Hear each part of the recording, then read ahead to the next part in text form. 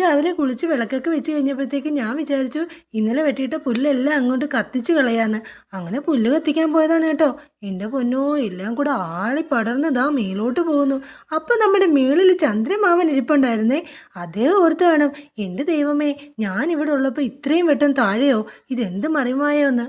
അങ്ങനെ തീയൊക്കെ അണച്ചതിന് ശേഷം ഞാൻ ദേ അകത്തേക്ക് കയറിയപ്പോൾ എൻ്റെ ദോശമാവൊക്കെ നന്നായിട്ട് പൊങ്ങിയിരിക്കുന്നു കേട്ടോ. ഇനി സാമ്പാറിനുള്ള കഷ്ണമൊക്കെ അരിഞ്ഞ് നല്ലൊരു സാമ്പാറും ഉണ്ടാക്കി ദോശയുമായിട്ട് നന്നായിട്ട് അങ്ങ് കഴിച്ചു കൊടുത്തു കേട്ടോ. അപ്പോൾ രാവിലത്തെ ഫുഡൊക്കെ കഴിഞ്ഞപ്പോൾ ചേട്ടൻ ദേ കൊണ്ടുവരുന്ന സാധനം കണ്ടോ? ഇത് 2 കാടക്കോഴിയായിരുന്നു കേട്ടോ. ഇതിനെ എന്തായാലും നമുക്ക് ഫ്രൈ ചെയ്തെടുക്കാം. അതിനായിട്ട് മസാല റെഡിയാക്കണേ. അപ്പോൾ ചെറിയ ഉള്ളി, വെളുത്തുള്ളി, ഇഞ്ചി, പച്ചമുളക്, വേപ്പില, പിന്നെ കുരുമുളകും കൂടെ ചേർത്ത് നന്നായിട്ട് അരച്ചെടുത്തു. പിന്നെ അതിലേക്ക് മുളക് പൊടിയും മഞ്ഞൾ പൊടിയും ചേർത്തിട്ട് ഉപ്പും ചേർത്ത് നന്നായിട്ട് പുരട്ടി വെച്ചിട്ട് ഇതാ ഇങ്ങനെ ഫ്രൈ ചെയ്തെടുക്കുവാണ് കേട്ടോ.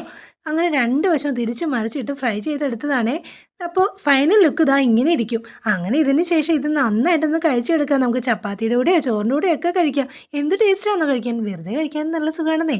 അപ്പോൾ ഇന്നത്തെ വീഡിയോ ഇത്രയേ ഉള്ളൂ കേട്ടോ. എൻ്റെ ചാനൽ ഒന്ന് സബ്സ്ക്രൈബ് ചെയ്യണം.